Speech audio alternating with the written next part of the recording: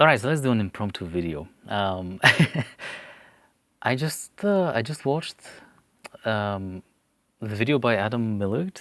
Video games have terrible world building, and I have some thoughts on this. I wanted to share them real quick. So, in the video, basically, he seems to talk mostly about lore and how it is not sufficient for world building. But I feel that perhaps as a result of the target audience his videos have, I don't think that he really manages to express how to achieve what he is describing, right? He's describing results and consequences of well-done world building, more so than the actual approaches, which I feel that as a kind of criticism for as a kind of criticism for just how stuff is made, doesn't work the best. So I have a couple of notes here, and I wanted to kind of address them. But as a whole, I feel that we should make a good distinction between what world building is and what story is. Because the very first point he seems to make in the video is about how, games have a lot of lore, but it doesn't matter if you don't actually care about the setting first. And he gives a couple examples of how, many stories begin with, a big conflict, a big drama and explosions and the like. I think he gave an example with Final Fantasy. I think it was 16 or something. I'm not good with the names there, but I think he gave an example where, the game begins with this climactic battle between giant elemental creatures and the like. And that's not world building, I would say. And I think this is an important thing to kind of point out, because, for example, when I was trying to learn game design a long time ago, because I'm self-taught, I went through YouTube videos and essays like these to kind of help me learn. And I feel that it would be more valuable if we can be more precise, just a little bit, with the wording we use and the terminology and the like. Now, world building, as he says, is mostly, you could summarize it as being the building of the world, you could say. But what that expresses is how, in what way, the world manages to be real. Let's define it like that. And the crucial word here we should be using is authenticity. And I believe he uses it quite a bit in his video as well. And what this means, to have an authentic world that you've world built, is that no matter how ridiculous its premise, and we're going to talk about premise, but no matter how ridiculous the premise or the contents or the history or the lore, as he mentions, no matter how ridiculous they are, it is all authentic relative to everything else. So, for example, if you're building a world, let's say for an RPG game, right, and you say that there's a kingdom that doesn't have wood, and that's your premise, that could be cool, right? But to make that authentic, you need to start asking questions about what would be the consequence of that, what needs by the people, whatever exists there, would be unmet, and how those needs would be met otherwise, be them physical needs of the individuals, cultural needs, economic needs, doesn't matter. But I guess needs would be a good way to kind of orient yourself on how to go about that. All right, and so to have an authentic world would be to have a world which, no matter the ridiculous premises you kind of put into it, you manage to weave out of that authentic consequences. So, for example, in my practice, I can't really go into details, but as part of the backstory to a video game I'm working on with my team at the moment, there is a country which exists in a place where there is eternal rain. And that's like a cool premise, right? And you can easily just kind of go through the vibe, through the aesthetic, and see, there's this big castle and everything's dark. It's kind of like basically the Castlevania kind of, key art, where there's this dramatic castle in the distance and like storms and gloomy skies and the like. And kind of stop there and be like, oh, that's cool. And it is, I think. But It's not authentic. It is not authentic. It would be, however, if you start asking the uncomfortable questions. If there is constant rain there, what does that mean for the humidity? If there is constant humidity, what does that mean for paper? Can paper exist? Wouldn't it just get moldy and rot away, right? So if paper doesn't exist, what is used or what is preferred to store information, right? Something that's able to withstand the downpour and the moldy conditions and the like. And then if you answer that question, another one comes and you start asking, well, if that's how the culture remembers its history, how does it retell it? What do the people who spend a lot of time reading look like? Because they don't have books, they have to work, for example, with rough stone. And well, that's not gonna do much good for their soft hands, right? So usually in this particular circumstance, you could say that the people who are scholars are distinguished not by their delicate features necessarily, or their soft skin, but the opposite. They have rough fingertips because they constantly grind them against stone. All right? And that's fascinating. And that's what authenticity starts looking like, right? You can start with whatever premise you want, and you usually should start with a premise, but then you must ask the uncomfortable questions to make it real. And as soon as it starts becoming real, it starts getting exciting. I'm sure that you felt at least a little bit of excitement from the example I gave you. I know I do. And I'm sure that you have examples from your favorite movies or books or games or whatever it is, right? But it's a fascinating thing how a setting can become engaging just on its own, so long as you make it authentic. And that kind of goes into another point that Adam Millard made, where I don't think I have this noted down, but basically he kind of said that, I'm paraphrasing, but that a setting, no matter how rich it is in lore, isn't enough on its own, right? Actually, no, I do have this. So he said, I wrote this quote down. The only thing that games actually have to do to build a good world is to make us give enough of a shit about it, about this made-up nonsense, so that getting to see more of it becomes its own reward. Right? He says that this is the only thing you have to do. And I'm pretty sure it's just an oversimplification for the purpose of the video, but it's not really accurate, and I would like to point that out, right? If you felt even a little bit of excitement for what I just told you, with the example from my world, that I believe is kind of, even if anecdotal, arguments against what he's claiming here, or even proof against it. You don't, well, in the context of the video, right? It's not in the quote, but in the video he gives examples of, as I mentioned, the big monsters fighting, or the story happening with a crisis immediately, and I believe the Greek term was like in medias res, right? Starting in the middle of things, in the midst of things, and that's fine. But you don't need that to make a world interesting, to make us care about the world. What you need to do is to achieve wonder. And there are many ways to do that. But even just saying achieve wonder, that's a result, right? So how do you do it? That's why I went with authenticity as the main point here. So long as you can make something ridiculous authentic, that's sufficiently awe-inspiring, wonder-inspiring. Like, you can go, I don't know. You could define, let's say, a world where the seagulls are made of swords. I don't know, right? And you could just randomly pick that. And on its own, that means nothing. And meaning is an important word. I should probably elaborate on that in a moment. But on its own, like seagulls made of swords doesn't mean anything. So we don't know why we should care.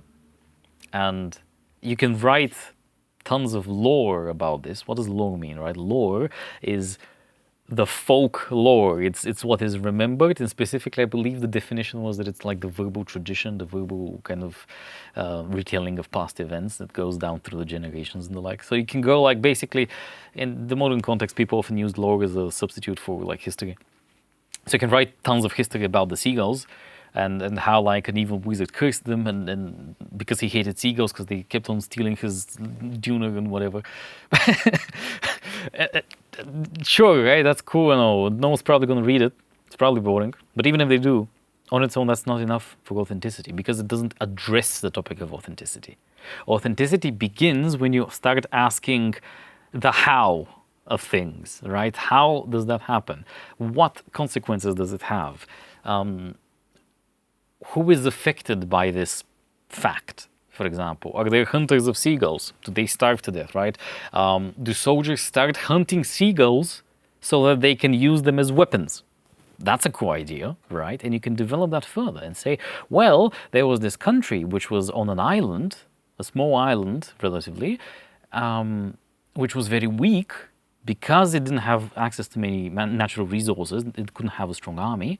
But once the seagulls became weapons, because they had many seagulls, they would hunt them and use them as swords and armaments for the soldiers, and suddenly in the span of 50 years the country became a superpower because as everyone else was being harried by flying swords, these guys managed to wield them properly.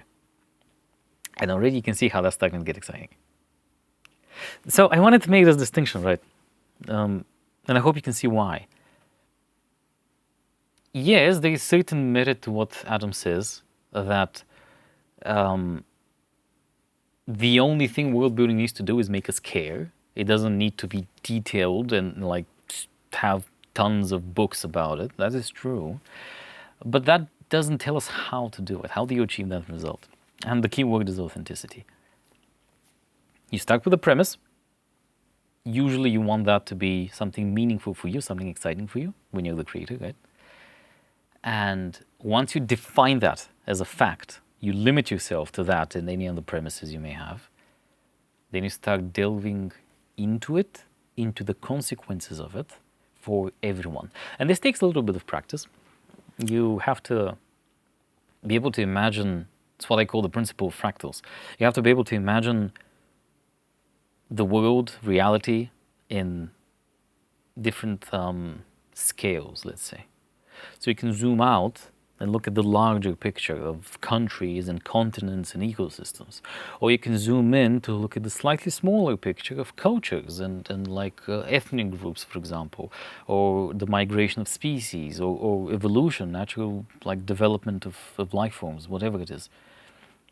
Then you can zoom in further and say, okay, we're going to talk about families or like villages, or even further talk about individuals, or even further go inside individuals to see the world within them, because that's also valid.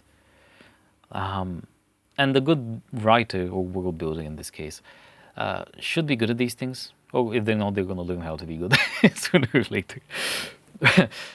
But it's necessary, because then you have a broader perception of the consequences of your premise. In the example with the seagulls made of swords, right?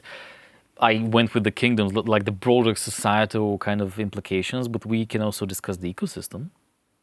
Normally, seagulls are, if I'm not mistaken, predators for some fish and prey for a bunch of other stuff.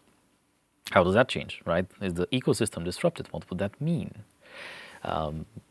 Probably, I'll need to do research to be able to answer that, so I can't do it prima vista. But it's a fascinating thing, and the more you can surprise your audience by having the ridiculous premise make sense, the more they get sucked into the world.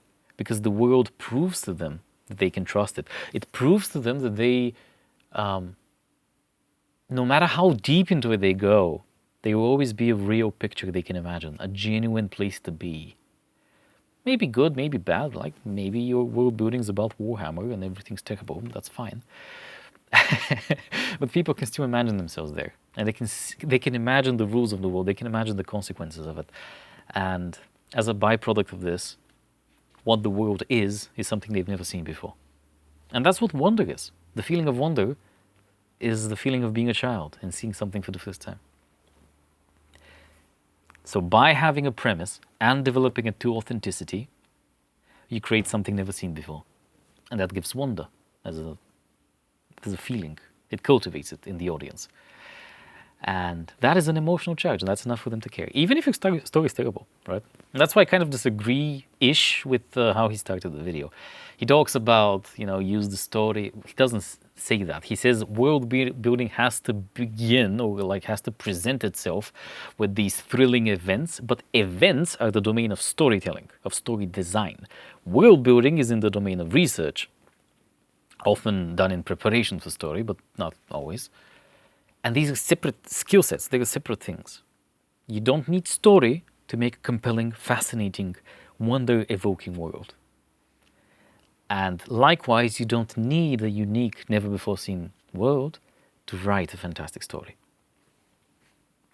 You would preferably have both, of course, but they're different skill sets. And this, I believe, isn't talked about enough.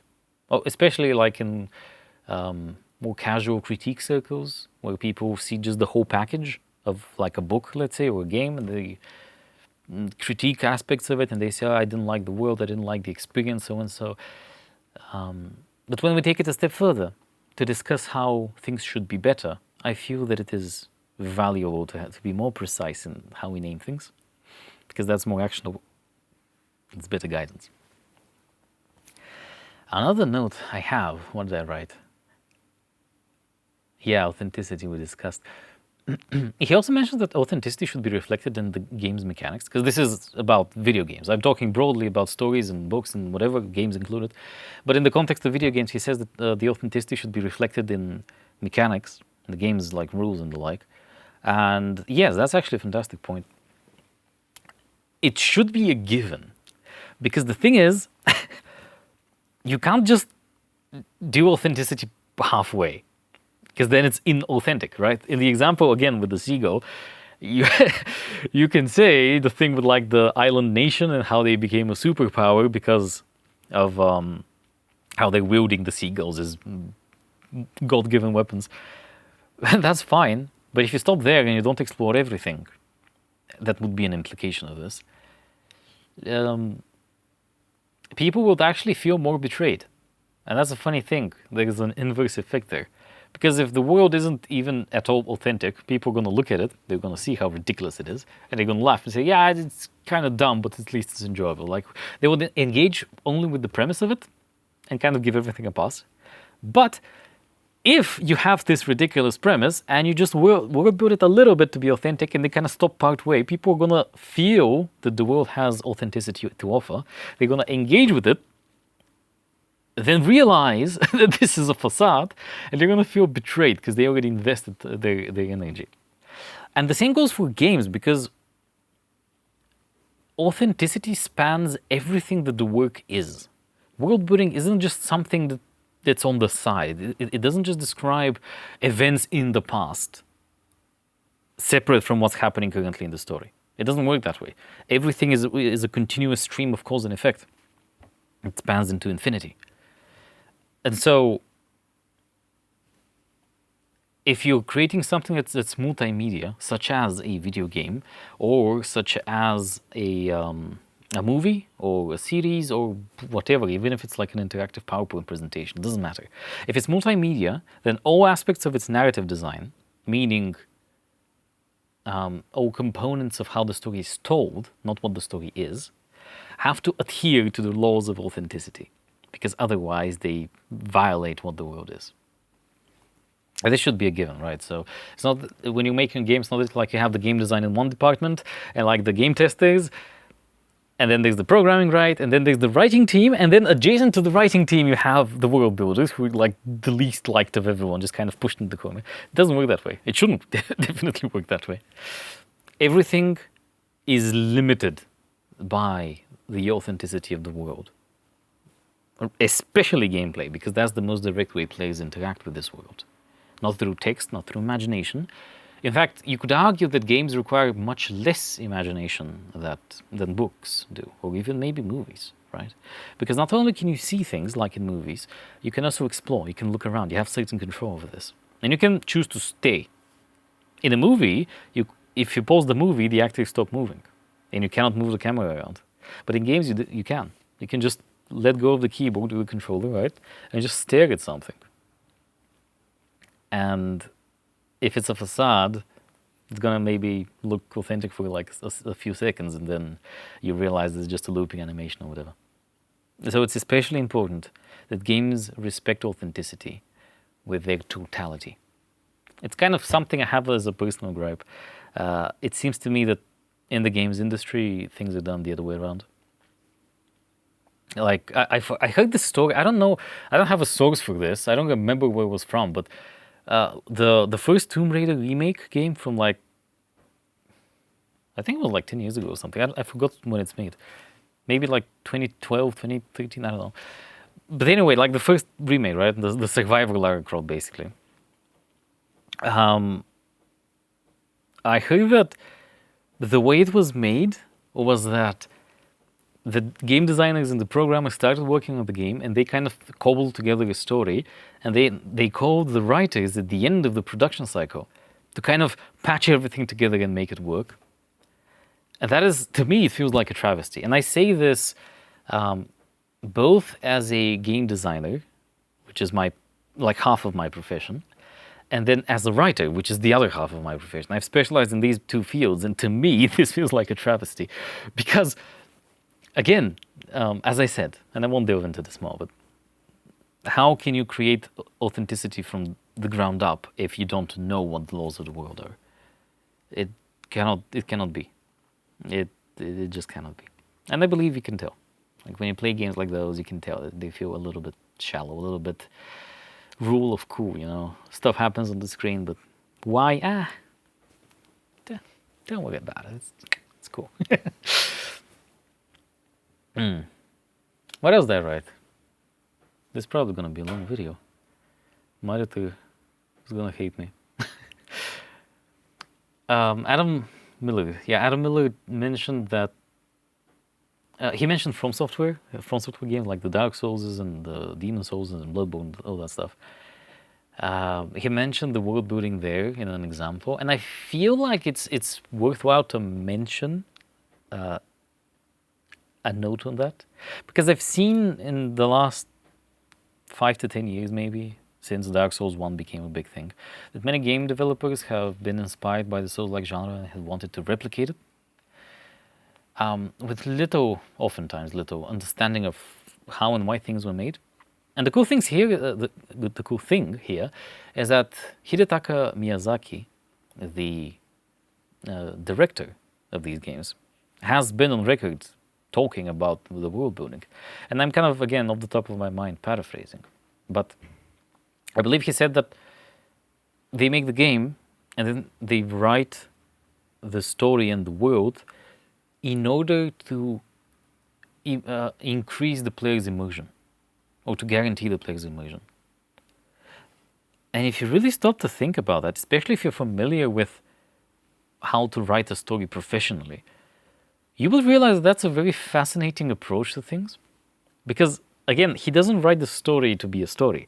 He doesn't care about dramaturgy particularly, by the looks of it. Or at least it's not a priority. I'm pretty sure he does, especially judging by the latest games. But it's not a priority necessarily. He just writes the bare minimum, in a sense, at least back then he did, the bare minimum to maintain immersion. And what is that? That's authenticity, right? And now if you look at the storytelling of the Souls games through that lens, their entire purpose is to be authentic, and as soon as they became authentic, basically the writing of the story was dropped. I believe it starts making sense how, not just how they did it, but how, if you want to, you can easily, more or less, replicate it, right? You make a game, come up with a core premise for a world, create the gameplay to an extent at least, right, according to the premise, and then I guess develop them in parallel, but focus on the story only so much as everything becomes authentic, and use that authenticity to inspire the game mechanics. And as soon as it's created and it inspires the mechanics, you can kind of go hands off. And this is why, basically a decade and a half later, we still admire Dark Souls. It's so fascinating. The premise, for example, that the undead cannot, well, die, because they respawn because of a curse being reflected in the gameplay. where you literally respawn after dying and you lose your souls and all that stuff. The only way you can achieve this is by using authenticity to influence and to kind of extract from it the mechanics of an experience. You cannot go the other way, or at least, I guess you kind of could, right? If you kind of come up with a couple of mechanics at a time and then quickly go to implement them in the authenticity. But this can only go to a certain extent, and you have to still be mindful of that authenticity. If you're not, probably not going to work. But yeah, was there anything else? Right, there's one last thing. I don't know if anyone's watching this, but thank you for staying with me so far. As you will soon learn, I ramble a lot. But the last thing, and honestly I think the really, truly egregious thing that Adam said in his video is, when it comes to games, they have no choice but to tell. And he said this in reference to the show don't tell kind of rule of thumb in storytelling. I don't think that it's possible to be more incorrect with a statement than this. And I feel that maybe it's just an oversimplification again for the purposes of his video, but I feel that people generally do not have an understanding of what show don't tell actually means. Because if you're not a writer, I'm going to assume you're not, sorry if you are, and I tell you that the leading principle you should follow in your writing is show, do not tell. I would assume that you kind of immediate association, let's say here, would be to maybe to describe things, to show them visually, like if you're writing a book, let's say. And then maybe you would stop and think, but that's me telling of how things are. How do I show them? It's maybe, you may be tempted to say that it's impossible in writing, and then that you should be doing this like in a movie format or in a video game or whatever. And all of those thoughts I just listed are utterly incorrect. In fact, I think that the phrase show don't tell is fundamentally poorly formulated. Earlier in this video, I promised that I'll talk about meaning. This is when. If I could paraphrase show don't tell into something, what I would say is everything you say should be told indirectly. I think that's more accurate, a better guidance for the amateur writer. And it has to do with what meaning is and how you convey meaning to your audience. When you're writing a story or doing world building, even if it's for a game, a movie, book, doesn't matter. You should stop and ask yourself why you're doing this. Why are you writing? Because in all cases you have to write a story. It may be read or played by an actor, doesn't matter, but it first begins its life on a sheet of paper. And why are you writing this, right? Why do you choose to write some words but not others? Some descriptions but not others? If you delve into it for a bit, you may come to realize that you're doing this so that the audience can understand, right? But here's the thing.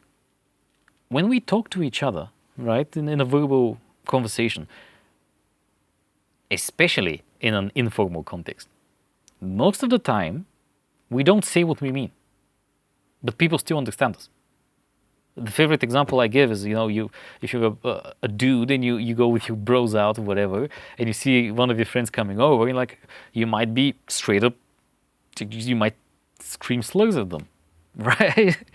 You may call them gay or worse things, and be openly aggressive and insulting towards them. Oh, what's up? What's with that gay haircut? What are you, a faggot? But the thing is, that's obviously not what you mean. It's somehow this succeeds in being an expression of familiarity and at times warmth. Isn't that fascinating? So why is it that when we talk to each other informally, we can do that and be understood fine, but then when we, as amateur writers, when we start writing things,